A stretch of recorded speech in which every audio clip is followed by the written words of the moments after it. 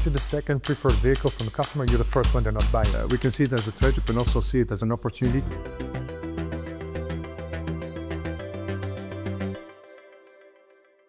Welcome to The Big Question, the series from Euronews where we speak to some of the biggest names in business. I'm Hannah Brown, and today I'm joined by Xavier Martinet, CEO and President of Hyundai Europe. Thank you very much for joining me today, Xavier. Can you just tell me a little bit about where you currently sit in the European market? If you look at personal cars, we're at 4% market share in Europe. We're ranked number 10 on the market. When you look back in time, 10, 15 years ago, we're at half this market share, so Hyundai has been growing over time.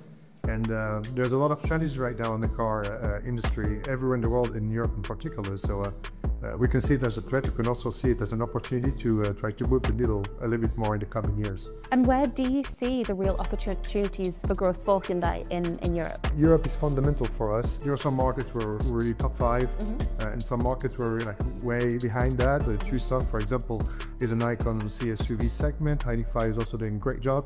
There are some other segments, like the B segment, in which we are not performing as well. From the private buyer point of view, people buying the cars one by one, we're doing a pretty decent job. We're at the 4.5% market share. But when we look at the B2B segment, which is like fleets, we're not so good. We're at 3.3%. So again, it's room for improvement. There's potential to be seized in many different areas in Europe. We need to develop products that are taking European customers' needs, lifestyles, demands. And when we do have global products, we need to calibrate them, because you don't drive on the German Autobahn like you drive in an interstate in the US. I mean, we need to be able to like somewhere really adjust and fine-tune the vehicle characteristics so that the vehicles satisfy the customers wherever they drive.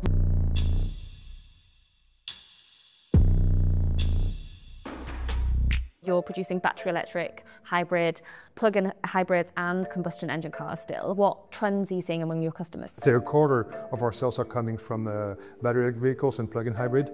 We have roughly 30% coming from hybrid, and then the rest is coming from, let's say, internal combustion engines. It's in line with the market evolution. EV adoption is there, but not at the speed that was planned by everybody a few years back. So if you look into what experts were saying 3 years ago, for example, they were saying by 2025 there should be a 30% EV mix in Europe. We're at 17.5% in terms of market right now, total industry volume, and hybrids are really the ones taking the votes from the customers today. So we need to continue developing our strategy with these two legs. There's this EV leg and there's just a hybrid leg for the future. And you've announced production on a new car in the Ioniq family to start early next year. Can you just tell me a little bit about where that fits within your product range? This vehicle was really built for Europe. It was designed for European customers. It was developed with the engineering center for European customers. And that shows really how important Europe is for Hyundai.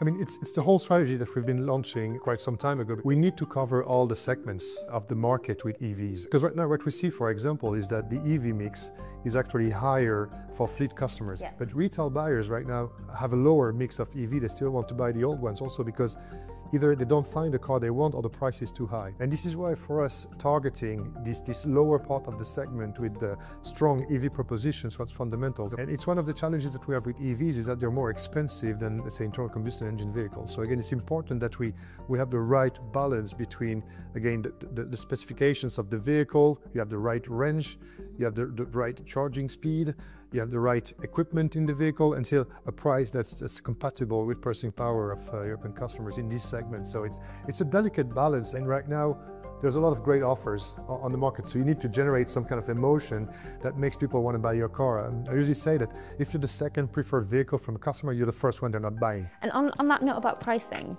do you think that EVs currently, not just Hyundai, the whole market, do you think they are really affordable for the average European? Well, they're more expensive than ICE. Obviously, there's a price gap between the two because there's a cost coming with the technology. And so yes, they're more expensive in terms of a retail price that we're selling our cars at. At the same time, the total cost of ownership has to include also the fact that electricity costs you less than fuel what you're putting in the vehicle. You have to include also the fact that maintenance costs much less because you have less moving parts in an EV that you do have in traditional vehicles. When people discover EVs, they realize how quiet the car is, how easy it is actually to use.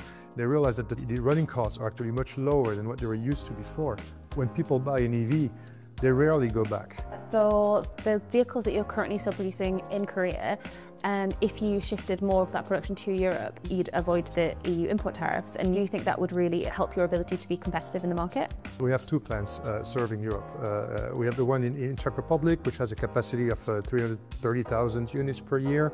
We have the one in Turkey with a capacity of like 230,000 units a year, roughly. So the Czech plant was historically also EV ready. I mean, we've been producing the Kona EV in the Nozovice plant for several years.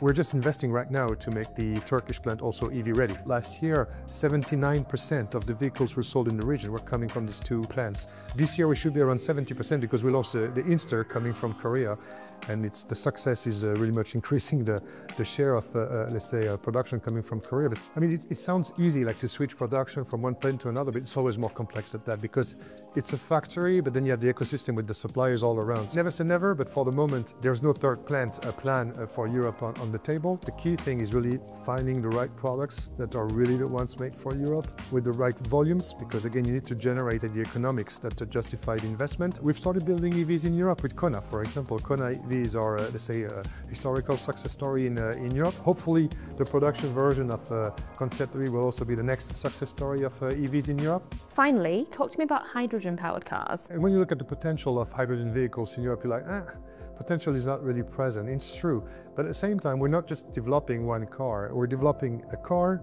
bus, truck.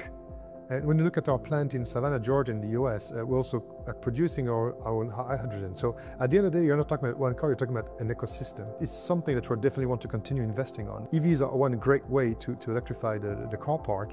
But we also have some questions about access to raw materials and rare earth materials. And will these tensions on access to raw materials really change? Not so sure. So again, it's quite interesting to develop some kind of alternative that one day might become quite interesting or might become like quite valuable actually as a complement. So we're not opposing the two. We're just saying it's good to have like different solutions to decarbonize the car industries. And what right now do you think are the barriers? The infrastructure. You don't have that many charging stations. So, and again, like the charging stations for hydrogen cost a lot more than electricity. Again, it's why we don't see these technologies as opposing technologies, but they might complement each other. So that's why we've announced it that by 2027, when we talk to European customers, every single Hyundai model in Europe will have at least like a hybrid powertrain or a plug-in hybrid powertrain or a full EV powertrain or hydrogen powertrain. And I think it's really like one of the interesting propositions that Hyundai is making to customers in Europe. Brilliant. Well, thank you so much for your time today, and thank you for joining me on The Big Question. Thank you, Anna.